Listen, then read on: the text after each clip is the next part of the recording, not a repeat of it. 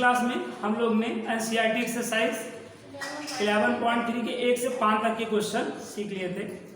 आज की क्लास में हम उसके आगे के क्वेश्चन सीखेंगे, जिसमें हम पहला क्वेश्चन एग्जाम्पल नंबर 10 समझेंगे। एग्जाम्पल नंबर 10 क्या है मैं बोल देता हूँ, आप लोग रिटर्न कर लीजिए जिनके पास बुक नहीं है।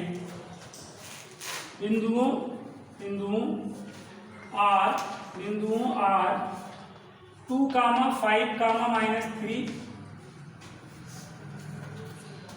यस ब्रैकेट के अंदर -2, -3, -5 और टी ब्रैकेट में 5, 3, -3 से जाने वाले समतल का सदिश समीकरण ज्ञात कीजिए। जाने वाले समतल का सदिश समीकरण ज्ञात कीजिए। ठीक है, ये क्वेश्चन के लिए एक अलग से प्लेलिस्ट बना चुका हूँ। ये क्वेश्चन आपको बता चुका हूँ। 3 बिंदुओं से होके जाने वाले समतल का समीकरण हम कैसे ज्ञात करते हैं। चलिए इसको सॉल्व करके रिवाइज करें आप इस क्वेश्चन को। ठीक है, 3 पॉइंट है बच्चों एक समतल पर। एक समतल पर एक प्लेन पर आपको 3 पॉइंट गिवन है। एक प्लेन पर 3 पॉइंट गिवन है। एक पॉइंट आर है जो कि 2, 5, -3 है। एक पॉइंट यस है जो -2, -3, -5 और एक पॉइंट है टी जो 5, 3, -3। ठीक है, 3 बिंदुओं से होकर जाने वाले समतल का समीकरण निकालना ऑलरेडी आपको बता चुका हूँ, और उस प्ले लिस्ट में इसी से रिलेटेड क्वेश्चन ही बताया था ना। चलें आप लोग करें इसको, आप लोग करें। तो हम लोग क्या जानते हैं बच्चों, हम लोग को कोई एक पॉइंट से पासिंग थ्रू प्लेन का इक्वेशन पता ही है। यहाँ पे तो 3 बिंदु है ना। एक बिंदु से होके जाने वाले समतल का समीकरण हम लोग ने पढ़ नहीं रखा है। तो अप्लाई कर दो। यहाँ पे कोई एक बिंदु, कोई भी एक बिंदु लिख लो। ऐसे आप यहाँ पे लिखो पॉइंट 2, 5, -3 से होकर ना 2, 5, -3 से होकर जाने वाले समतल का समीकरण ना। Equation of a plane passing through point 2, 5, -3। तो एक बिंदु से होकर जाने वाली रेखा का समीकरण मतलब समतल का समीकरण क्या होता है? a in bracket x - x1 plus b in bracket y - y1 plus c in bracket z - z1 equal to 0। अब यही में वैल्यू रख दीजिए। ये अब ये यहाँ पे ये जो है आपका जो r पॉइंट है 2, 5, -3 ये x1 y1 z1 का काम कर रहा है। रखें यहाँ पर a x1 की वैल्यू 2 तो यहाँ 2 हो जाएगा। b y1 की वैल्यू 5 हो जाएगी। c z1 ये देखो ये माइनस और ये माइनस क्या हो जाएगा प्लस इक्वल। ये इक्वेशन 1 हो गया। बोलो यहाँ तक आया समझ में? लगाए बच्चों। देखो ये ऑलरेडी ये टाइप आपको बता चुके हैं। अब यहाँ पे बच्चों ये जो इक्वेशन 1 है, ये जो प्लेन आप देख रहे हो उस प्लेन का इक्वेशन हो गया है कि नहीं? ना। और आप प्रीवियस क्लास में क्या पढ़े थे? अगर आपको इक्वेशन पता हो, पॉइंट पता हो, तो पॉइंट इक्वेशन को हमेशा क्या किया करता है? सेटिस्फाई किया करता है ना। ये जो प्लेन है, जिस प्लेन का इक्वेशन निकालना था उस प्लेन का इक्वेशन आ गया है, और ये 2 रिमेनिंग पॉइंट भी हैं। तो ये दोनों पॉइंट्स क्या करेंगे? इस इक्वेशन आप प्लेन को क्या करेंगे? सेटिस्फाई करेंगे। तो सेटिस्फाई करा दें तो क्या लिखेंगे? चूंकि यह बिंदु, चूंकि यह समतल आप लिखिएगा, चूंकि यह समतल ऐसे लिख दीजिएगा, चूंकि यह समतल बिंदुओं चूंकि यह समतल बिंदुओं, ठीक है, इसको तो आप यूज कर चुके हो। अब इन दोनों को यूज करने वाले हो। लिखोगे चूंकि यह समतल बिंदुओं 5, 3, -3 तथा -2 कामा -3 कामा 5 से होकर जाता है, से होकर जाता है, होकर जाता है। और होकर जाता है शब्द जब भी आ जाए तो हमेशा क्या करना होता है? सेटिस्फाई कराना होता है, संतुष्ट कराना होता है। क्यों बच्चों? ये बात आपके माइंड में कहीं ना कहीं है। यहाँ पे क्या लिखेंगे? Since this plane passing through point 5 comma 3 comma -3 and -2 comma -3 comma 5। ठीक है, कभी भी हमें जिस समतल का समीकरण निकालना है वो समीकरण मालूम हो और उस पर स्थित बिंदु मालूम हो तो क्या किया जाता है? सेटिस्फाई कराया जाता है, संतुष्ट कराया जाता है ना, वेलकम कराया जाता है। वेलकम कराते टाइम वैल्यू में x कामा y कामा z के प्लेस पे रखना होता है ना। आइए वेलकम कराएं। यहाँ पे देखिएगा, यहाँ x की वैल्यू क्या लेनी है? देखिए 5 -2 कितना हो जाएगा? 3। यहाँ पे देखो बेटा, x की वैल्यू क्या है? 5 -2 करने पे 3a हो जाएगा। ठीक है, अब y की वैल्यू यहाँ रखिए, 3 -5 -2 का किससे? -2b। ऐसे यहाँ करें, माइनस है ना, -3 + 3 0 हो गया कि नहीं? तो 0c लिखिए, छोड़े मत, बराबर कितना? ये आपका सेकेंड इक्वेशन हो गया, इक्वेशन 2 हो गया। बताएं, आपने किससे सेटिस्फाई कराया था? इससे ना। अब आप ऐसे अगले वाले से सेटिस्फाई कराएं, बताएं क्या आएगा? अब बेटा इससे सेटिस्फाई कराना है।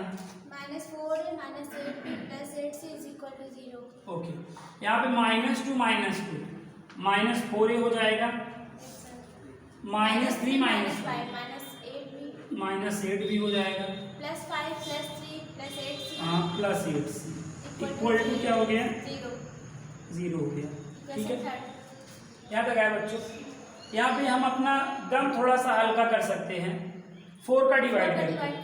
देखिए 4 × 1 = 4, 4 × 2 = 8, 4 × 2 = 8, -4 का डिवाइड कर दें, -4 का डिवाइड कर दें तो ये क्या हो जाएगा? a + 2b + 2c = 0।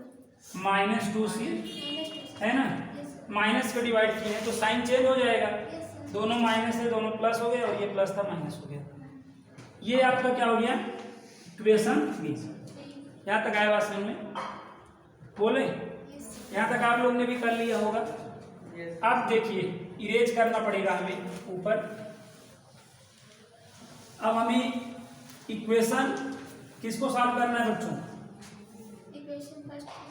2 और 3 को सॉल्व करना है, 2 और 3 को सॉल्व करना है। तो 2 और 3 को एक दूसरे के नीचे लिख लीजिए। 2 वाला लिख लीजिए पहले, 3a - 2b + 0c = 0। ठीक है, a + 2b + 2c = 0 ना। रोजी अकेली मतलब पूरे क्लास का बोलती है, तुम लोग भी बोल दिया करो कभी कभार, मतलब सारी जिम्मेदारी यही ले रखी है क्या? मतलब सब जगह इसी को आता है, बोलती रहती है बेचारी ना। तुम भी शांत रहा करो जी ना, सब नहीं बोलते हैं तो क्या मतलब है? याद तक आएगा भाई। तो अब 2 और 3 को क्या करेंगे हम? क्रॉस मल्टीप्लिकेशन मेथड से सॉल्व कर लेंगे। ठीक है ना, करिए, करके बताइए ABC की क्या वैल्यू आएगी, ये बोलिए सब लोग। अब आप सॉल्व करें जल्दी से। ABC की वैल्यू आ जाए तो बताइएगा हमें कैसे निकाली जाती है, बताया हूं। A वाले को एक बार ढक लेना होता है, एक बार B वाले को और एक बार C वाले को, है ना। A वाले को ढकिए, A वाले को ऐसे ढक लेंगे तो जैसे आप द्वितीय क्रम के सारणिक का प्रसार करते थे, सेकंड ऑर्डर के डिटरमिनेंट को सॉल्व करते थे, वैसे सॉल्व करेंगे। अब ये सेकंड ऑर्डर का डिटरमिनेंट बन गया, -2 का -2 से करिए तो माइनस माइनस क्या हो जाएगा? प्लस, और 2 का 2 से कर देंगे 4 हो जाएगा, और गवर्नमेंट माइनस लगा लीजिए, है ना। अब यहाँ प्लस, हाँ तो 0 आ जाएगा, ठीक है। अब बी वाले को ढक लेना है। अब फिर लेकिन इस बार नीचे से ऊपर पहले मल्टीप्लाई करना है, इस चीज का ध्यान रखिएगा। यही गलती करते हैं, बार बार बता रहे हैं, आप यहीं पे गलती करेंगे। जब बी वाले को ढकेंगे तो जैसे ए वाले को मल्टीप्लाई किए थे उस तरीके से कर देंगे, उल्टा करना है। बी के केस में उल्टा करना है। यहाँ पे देखो 1 है और यहाँ पे 0, तो 1 का 0 से मल्टीप्लाई करेंगे 0 है। ये गवर्नमेंट माइनस तो लगा ही नहीं चाहिए। अब ऐसे करिएगा, +3 का -2 से करेंगे तो माइनस आ जाएगा और ये माइनस को प्लस कर देगा और 6 हो जाएगा। बोले यहाँ तक आया। और अब सी वाले को ढकें, सी वाले को ढकें। जैसे आप कैसे सॉल्व करना है, जैसे ए को ढकने पे किए थे, अब पहले वाले पे आ जाए। 3 का 2 से कर दें, माइनस लगा लें और यहाँ प्राइवेट भी मिल जा रहा है, +2 हो गया। बोले यहाँ लगा गया। ऐसे सॉल्व करना है। ए अपान क्या हो जाएगा, b/6, c/8 और इक्वल टू लैम्डा। तो यहाँ से ए की वैल्यू हम बता सकते हैं क्या, 4 लैम्डा, बी की 6, सी की 8, ठीक है। और बच्चे बहुत जान लो चतुर हैं, अपनी एनर्जी सेव कर रहे हैं। और क्या, इक्वेशन 1 में वैल्यू पुट कर दो। अब यहाँ पे वैल्यू पुट करनी पड़ेगी ना, ए बी सी का मान समीकरण 1 में रखेंगे ना, putting the value of A B C in equation. तो यहाँ रख दे रहे हैं, तो यहाँ पे क्या हो जाएगा, x minus 6 lambda y-5 plus 8 lambda z+3 equal to 0। Actually क्या होता है, जब क्लास आप रिकॉर्डेड करते रहते हो तो आप जो बोलते हो थोड़ा सा एनर्जी में, वो आपका बोलना यहाँ पे किसी काम का नहीं होता है, क्योंकि हमारी आवाज़ रिकॉर्ड होगी, आपकी दूर हो जाएगी। तो ऐसे, तो इसलिए आप आराम से मतलब आराम से बोला करिए। हमको तो बोलना पड़ेगा ही, हमको बोलना पड़ेगा, तभी बच्चों को सही से सुनाई देगा ना, क्योंकि आप दूर हैं, समझ रहे ना, आराम से। हाँ ठीक है, लेकिन अब अगर आप लाउड में बोलेंगे तो ज़्यादा जाएगी ना, हमारा लाउड रहेगा तो हमारी ही जाएगी। तो इसलिए मैं कह रहा हूँ तो ना आराम से, हाँ सर ओके। कहते एनर्जी मतलब अपना मत यहाँ पे खर्च करिए, बचाए रहिए, पढ़ने में काम आएगा ना। यहाँ तो कुछ लोग तो इतना अच्छे हैं वो बोलते ही नहीं, हाँ मतलब थोड़ा बहुत तो रिस्पॉन्स देना जरूरी है। चलिए अब यहाँ की बात देखिए, इधर देखिए, लैम्डा का क्या करना पड़ेगा, हाँ डिवाइड करना पड़ेगा, और साथ में 2 का डिवाइड करना पड़ेगा। लैम्डा का डिवाइड कर दो, ठीक है। और देखो यहाँ पे 2 2 जा 4, 2 3 जा 6, 2 4 जाएगा, तो मतलब 2 लैम्डा का डिवाइड करो इसका। तो यहाँ क्या बचा बताओ, 2 इन ब्रैकेट, हाँ यहाँ पे 3 ब्रैकेट के अंदर y-5 है ना, 4 ब्रैकेट के अंदर z+3, ठीक है।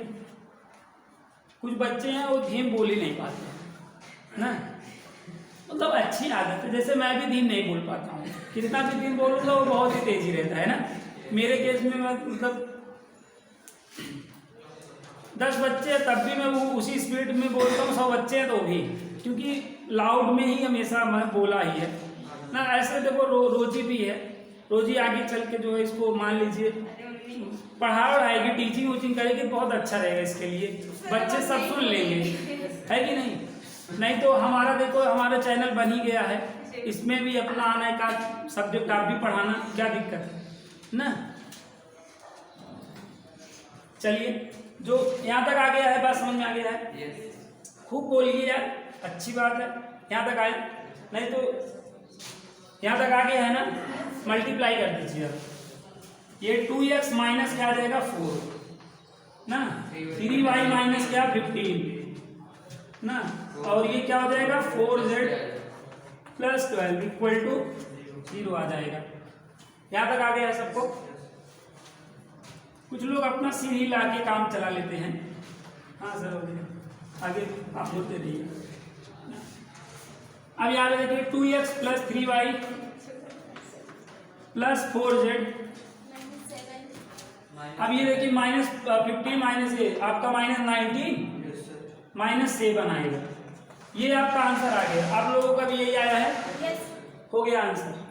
अब यहाँ पे तो सदिश रूप या कार्तीय रूप तो बोला नहीं है, केवल कह रहा था समीकरण ज्ञात करो, तो समीकरण हमने ज्ञात कर दिया।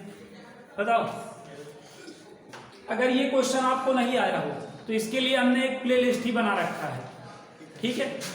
वो आप हमें कमेंट करके बता दीजिए या व्हाट्सअप करके बता दीजिए, पूरा हम प्ले लिस्ट ही भेज देंगे इसका ना। आप उसमें पूरा 1 घंटे में मैंने आपको एक समतल पे 3 बिंदु दिए रहे तो समीकरण कैसे ज्ञात किया जाता है वही बताया ही हूँ।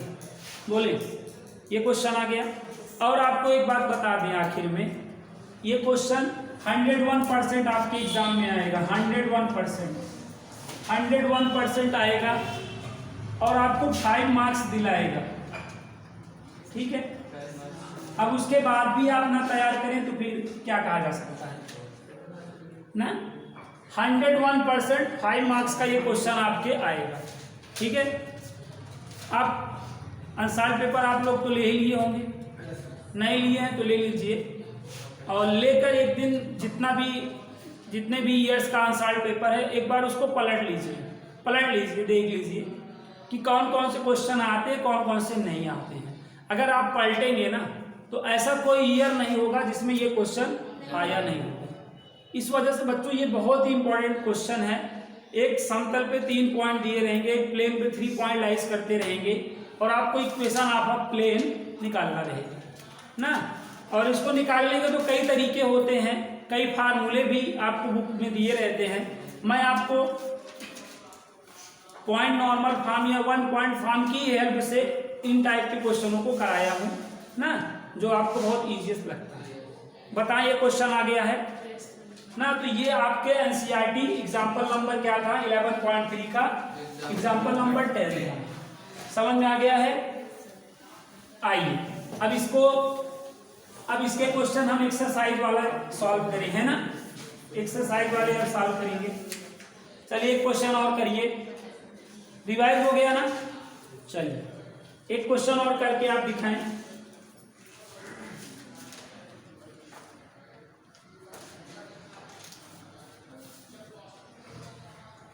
अगला क्वेश्चन है ना एनसीईआरटी एक्सरसाइज 11.3 क्वेश्चन नंबर 6 में 2 पार्ट है ना, तो 6 में 2 पार्ट है। तो देखो पहला क्वेश्चन हम लोग करने चल रहे हैं ना।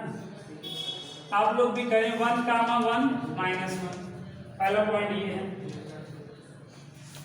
दूसरा है 6, 4, -5 और तीसरा क्या है -4, -2, -3, ठीक है? तो ये समतल पे 3 बिंदु हैं, इनसे गुजरने वाले समतल का क्या निकालना है? इक्वेशन निकालना है, समीकरण निकालना है। चलिए निकालें बच्चों। इन 3 बिंदुओं से होके जाने वाले समतल का समीकरण आप निकालें। तो आप क्या करेंगे? फर्स्ट ऑफ ऑल कोई एक बिंदु से होके जाने वाले समतल का समीकरण वाला फार्मूला लगा देंगे, है ना? और रिमेनिंग 2 से जो अदर 2 है उनसे क्या कर देंगे? सेटिस्फाई करा देंगे, सॉल्व हो जाएगा। तो यहाँ पे क्या लिखेंगे? अतः बिंदु 1, 1, -1 से होकर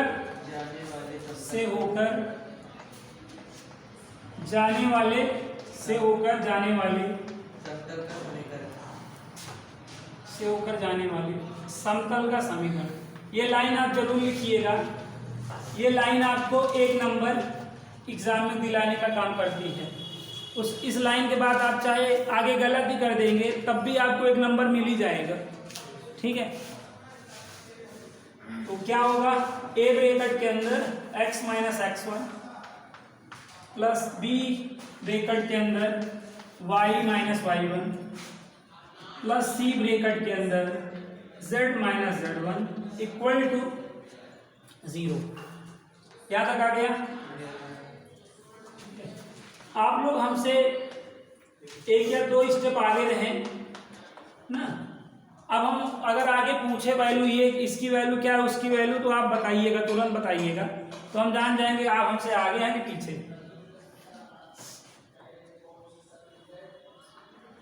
अब देखिए बच्चों, वैल्यू रख देंगे तो x1 की वैल्यू यहां से 1 हो जाएगा,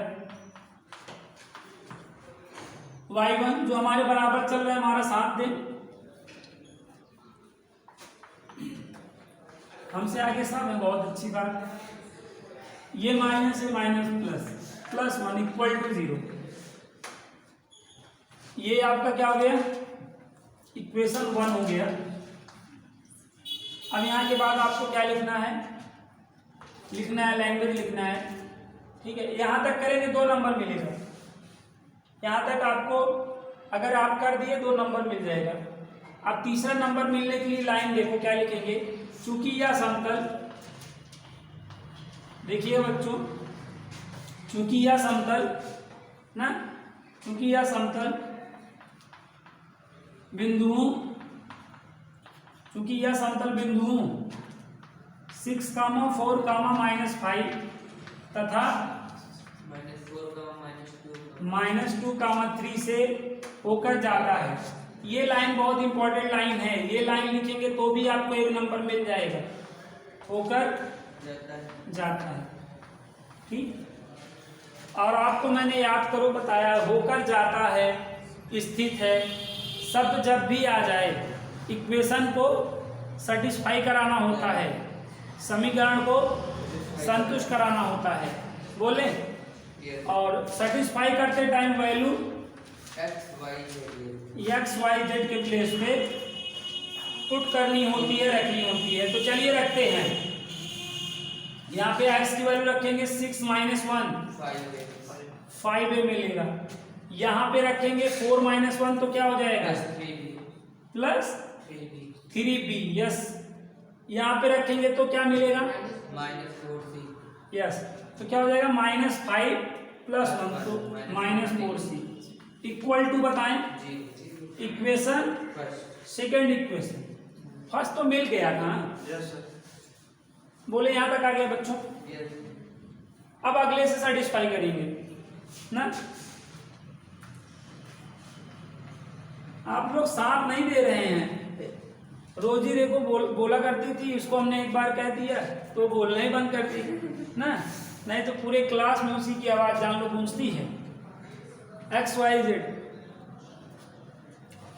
अब यहाँ देखो अब यहाँ पे सेटिस्फाई कराओ उससे, तो क्या है? आप लोग सेटिस्फाई कराएं तो क्या है जरा बोलिए। ओके, तो यहाँ पे सेटिस्फाई कराएंगे -4 - 1 -5 हम इसलिए ऐसे करा दे रहे हैं कि जो भी अगर कमजोर बच्चे भी देखें वीडियो को तो अच्छे से समझ में आ जाए, ठीक है। यहाँ पे देखें -2 - 1 -3b, यहाँ पे रखेंगे 3 + 1 4c +4c होगा, yes sir, equal to 0।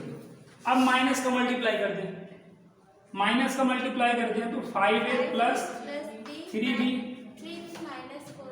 -4c equal to 0। ये इक्वेशन क्या हो गया? थर्ड हो गया, ठीक है। तो यहाँ पे देखिए 2 और 3 इक्वेशन 2 और 3 दोनों सेम ही है कि नहीं? 2 इक्वेशन सेम होने का मतलब, अगर याद करें प्रीवियस क्लास 11th में, अगर 2 लाइनों का इक्वेशन सेम रहता था मतलब कोइंसिडेंट लाइंस हो जाती थी, एक रेखा दूसरी रेखा पे आ जाती थी, कोइंसिडेंट लाइंस हो जाती थी मतलब संपाती रेखा हो जाती थी। तो ये अभी तो ये इक्वेशन आप प्लेन थे ना, तो ये दोनों सेम हो गए तो कोइंसिडेंट प्लेन हो गए, समझ रहे हैं ना।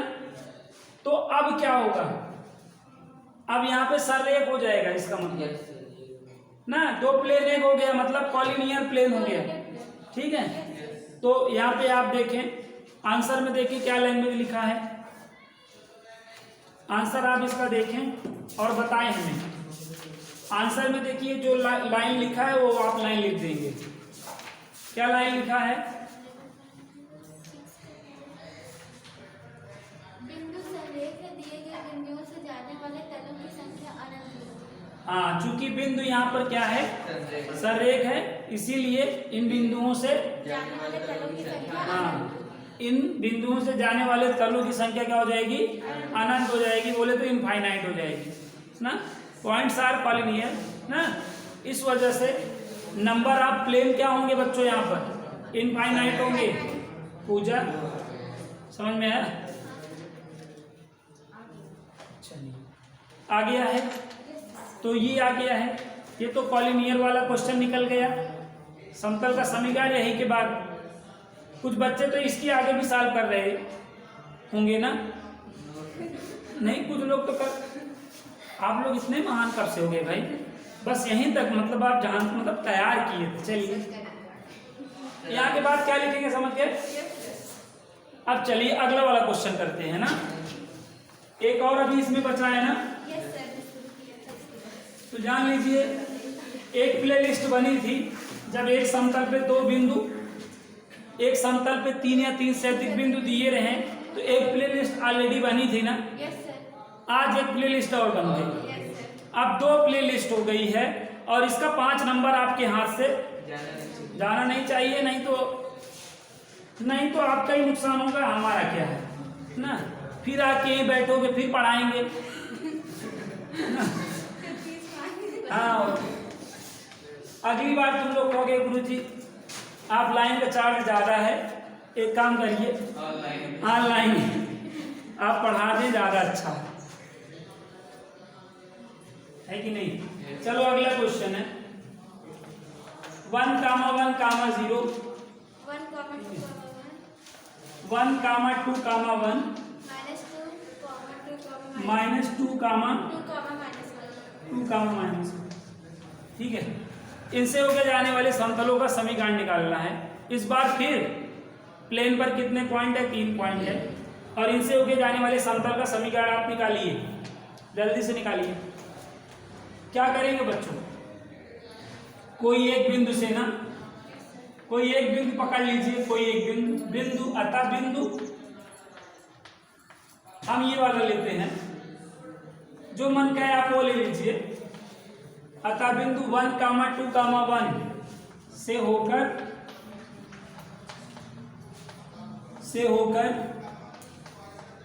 जाने वाले समतल का समीकरण, से होकर जाने वाले समतल का समीकरण। तो क्या होगा बताएं? से होकर जाने वाले समतल का समीकरण, हमसे आप 2 स्टेप आगे रहिए। a in bracket x - x1, b in bracket y - y1, c in bracket z - z1 equal to 0 है ना। अब वैल्यू रख ले रहे हैं, तो यहाँ पे x1, y1 और z1 की वैल्यू क्या है? x1 की वैल्यू 1 है, यहाँ 1 रख दे। y1 की वैल्यू 2 है, z1 की वैल्यू 1 है, इक्वल टू 0। ये इक्वेशन क्या आ गया बच्चों? 1 आ गया है, फर्स्ट आ गया है। यहाँ तक आया है सभी बच्चों को? चलिए अब यहाँ के बाद क्या लिखेंगे बच्चों? चूंकि यह समतल बच्चों, आपके लिए एक प्लेलिस्ट और बनाना पड़ेगा। चूंकि यह समतल बिंदुओं 1,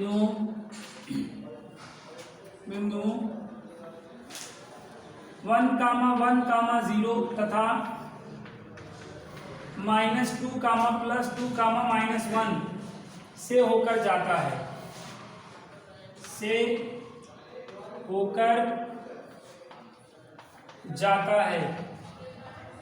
होकर जाता है इसलिए क्या होगा बच्चों, ये पॉइंट क्या करेंगे, इक्वेशन ऑफ अ प्लेन को सेटिस्फाई करेंगे। सेटिस्फाई करते time value x y z के प्लेस पे रखनी होती है, तो यहाँ रखें 1 - 1 0 हो जाएगा कि नहीं, यस सर, तो ये 0 × a हो जाएगा, बोले 1 - 2 - 1 माइनस b हो जाएगा, यहाँ रखें -c, कौन कह रहा है 0, कौन महाशय है, इक्वेशन 2 हो गया, बोले यहाँ तक आ गया। चलिए अगले वाले से सेटिस्फाई कराएं। अब अगर आप देखिए बच्चों, अगले वाले से सेटिस्फाई कराएं, अगले वाले से कराएंगे तो क्या आएगा बच्चों, -2 - 1 क्या आ जाएगा, -3 बोल दिया करिए, हमसे आप 2 स्टेप आगे हैं, पता भी हमें चल जाए कि सही आया कि गलत, और आपका भी चेक हो जाए। अब यहाँ पे 2 - 2 तो क्या आएगा, 0 भी आएगा, फिर यहाँ रखेंगे तो -1 -2 = 0। समझ में आ रहा बात। तो बच्चों अनसॉल्व्ड पेपर जब हम लोग करने लगेंगे तो यही स्पीड हमारी रहेगी, आप लोग हमसे 2 स्टेप आगे रहेंगे, हम ऐसे पीछे आपको रिवाइज कराएंगे, इसी स्पीड से हम 10 सालों का अनसॉल्व्ड पेपर लगा लेंगे, ठीक है। और जो अनसॉल्व्ड पेपर लगाते रहेंगे उसी में से कोई एक अनसॉल्व्ड पेपर आपके सामने रखा रहेगा एग्जाम टाइम में, तो आपको लगेगा तो इसको तो हम डेली सॉल्व करते थे, डेली इसको हम किल करते थे, आज इसको तो हम अच्छे से किल कर देंगे, है ना। तो इसलिए देखिए 2 महीने हम लोग को अनसॉल्व्ड पेपर मेहनत करनी है, ठीक है। चलिए यहाँ तक आ गया बच्चों। अब इसको सॉल्व कर लें। एक क्या करना है, a/b/c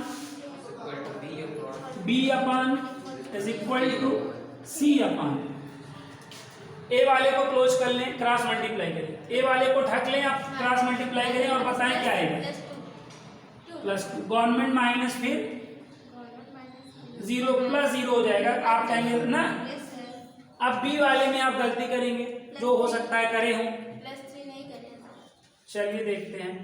हाँ +3 अब यहाँ पे +0 करते हैं, क्योंकि ना वैसे नहीं भी करेंगे, -0 करेंगे तो भी कोई दिक्कत नहीं है। सी वाला देखिए, सी वाले को ऐसे ढक लीजिए बच्चों, 0 + 3 0 -3 देख लीजिए, 0 - 3 होगा। यस सर, यहाँ तक आ गया बच्चों। Yes sir. अब मैं ऊपर थोड़ा सा इरेज कर ले रहा हूँ और आप लोग यहाँ तक ये ही हैं, चलिए हमारे साथ करिए। और यहाँ पे देखिए a/, कितना हो गया बच्चों, 2 + 0 2 होता है, b/3 यस, c/, कितना -3 इक्वल टू क्या कर लेंगे, lambda, a = 2 lambda, b = 3 lambda, c = है ना। अब ये लेम्डा की वैल्यू में कहाँ रख देनी है, इक्वेशन फर्स्ट में, और आंसर आ जाएगा, है ना। समझ पाए कि नहीं, ठीक है। 101% 5 मार्क्स का आएगा, ठीक है। अब जानबूझकर आप तैयार करके एक बार एग्जाम में जाओ ही ना, ठीक है। ये रोज ही है ना आप लोग को, तो इनको मैंने क्या एक दिन दे दिया, आवी विधि द्वारा समीकरण हल करो ना, यूजिंग मैट्रिक में लगा के पहले मतलब रख दी, हाँ यस सर। और इनका गलत है, मतलब इनको को फैक्टर निकालना नहीं आता है ना, आंसर आ चुका है हमके, और सबसे पहले हो गया सर, तो आराम से मतलब फिर उनको मैंने फिर कहा प्रॉपर वे में तैयार करो, बताओ ये 8 नंबर का क्वेश्चन है और इसी में आपकी मिस्टेक है। हाँ 1 नंबर ही होता तो एक बार जाने दीजिए, 1 ही नंबर का, 8 नंबर का क्वेश्चन। यहां तक आ गए बच्चों। अब यहाँ के बाद आपको वैल्यू रख देनी है, यहाँ क्या हो जाएगा 2 लेमडा ब्रैकेट में x माइनस 1, यहाँ पे 3 लेमडा ब्रैकेट के अंदर y माइनस 2, और c का देखो यहाँ पे -3 लेमडा ब्रैकेट के अंदर z माइनस 1 इक्वल टू 0। जो कॉमन हो उसका डिवाइड कर दिया जाता है ना, बोलो। तो डिवाइड कर दो, ठीक है। इसमें आपको बेटा जो स्टेप नहीं आया हो या जो क्वेश्चन आपको दोबारा समझना हो, ठीक है, वीडियो के माध्यम से आप समझ लीजिएगा, ठीक है। या अभी आपको पूछना हो तभी हम हैं, आप पूछ सकते हैं। -3z + 3 इक्वल टू 0, ठीक है। 2x + 3y -3z -2 -6 -8 -5 हो जाएगा नहीं। ये आपका क्या हो गया? अब यहाँ पे